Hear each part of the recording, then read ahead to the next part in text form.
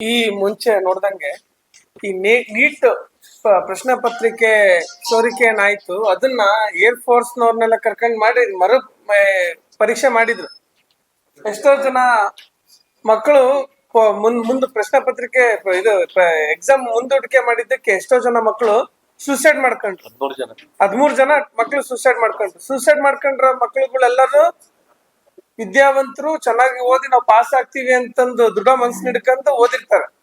ಅಂತ ಓದಿಂತ ಮಕ್ಕಳಿಗೆ ಒಂದೇ ಸತಿ ಪ್ರಶ್ನೆ ಪತ್ರಿಕೆ ಲೀಕ್ ಆಗ್ಬಿಟ್ಟು ನಮಗೆ ಮುಂದೋಯ್ತು ಅಂತ ಮನೋನೊಂದು ಸೂಸೈಡ್ ಮಾಡ್ಕೊಂಡ್ಬಿಟ್ರು. ಈ ರೀತಿ ಆದ್ರೆ ಯಾವ ತರ ಅದು ಟೆಲಿಗ್ರಾಮು ಸೋಷಿಯಲ್ ಮೀಡಿಯಾದಲ್ಲೆಲ್ಲ ಪ್ರಪಂಚದಾದ್ಯಂತ ಇದು ದೇಶದಾದ್ಯಂತ ಸರ್ಕ್ಯುಲರ್ ಆದ್ವು. ಈ ತರ ಆದ್ರೆ ಯಾವ ತರ ಇದು ಇಷ್ಟು ಮುಂಚೆ CET ಎಕ್ಸಾಮ್ ಅಂತ ನಡೆಸ್ತಿದ್ರು. ಆ CET ಎಕ್ಸಾಮ್ ಒಳಗೆ ಒಂದು ಸ್ವಲ್ಪನೂ ಲೋಪದೋಷ ಇಲ್ದಂಗೆ ಕರೆಕ್ಟ್ ಆಗಿ ಎಕ್ಸಾಮ್ಗಳು ನಡೆಸ್ತಿದ್ರು. ನಡೆಸಿ ಇದಕ್ಕಿಂತ ಮುಂಚೆ ಯಾರ್ಯಾರು ಮಕ್ಳು ಪಾಸ್ ಆಗಿದ್ದಾರೆ, ಒಂದು ಎಕ್ಸಾಮ್ ಅಂದ್ರೆ ಭಯ ಭಕ್ತಿ ಇದರಿಂದ ಓದ್ತಿದ್ರು. ಓದೋ ಹುಡುಗರಿಗೆ ಇದು ಇದೇ ಪ್ರಾಮುಖ್ಯತೆನೇ ಇಲ್ದಂಗ ಆಗಿದೆ. ಹಾಗಾಗಿ ಬೃಹತ್ ಪ್ರತಿಭಟನೆ ಮಾಡ್ಬೇಕಂತ ನಂಬ್ಕೊಂಡಿದೀವಿ. ಯುವ ಕಾಂಗ್ರೆಸ್ ಮತ್ತು NSUI ಅಧ್ಯಕ್ಷರಾದಂತ ಅಲಿ ರೆಹಮತ್ ಹಾಗೂ ಸೌತ್ ಅಧ್ಯಕ್ಷರಾದಂತ ಸುಹೇಲ್ ಅವರು ಈಗಿನ ಆಗಮಿಸಿದ್ದಾರೆ. ಅವ್ರನ್ನ ಸ್ವಾಗತ ಕೋರ್ತೀನಿ. ಅವ್ರನ್ನ NSUI ಅಧ್ಯಕ್ಷರು ಅಲಿ ರೆಹಮತ್ ಪೈಲ್ವಾನ್.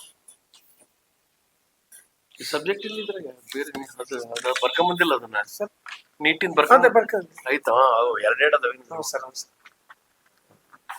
ಈ ತರ ಮುಂದಿನ ದಿನಗಳೊಳಗೆ ಯಾವ್ದೇ ಈ ತರ ಲೋಪದೋಷಗಳಾಗಿಲ್ದಂಗೆ ಎಕ್ಸಾಮ್ ನಡೆಸ್ಬೇಕು ಅಂತಂದೇಳಿ, ಅದು ನೀಟ್ ತೆಗೆದ್ಬಿಟ್ಟು CET ಮಾಡ್ರಿ ಅಂತಂದೇಳಿ ನಮ್ದೊಂದು ಯೂತ್ ಕಾಂಗ್ರೆಸ್ ಇಂದ ಹಾಗೂ NSUI ಕಡೆಯಿಂದ ಆಗ್ರಹ ಮಾಡ್ತಾ ಇದೀವಿ.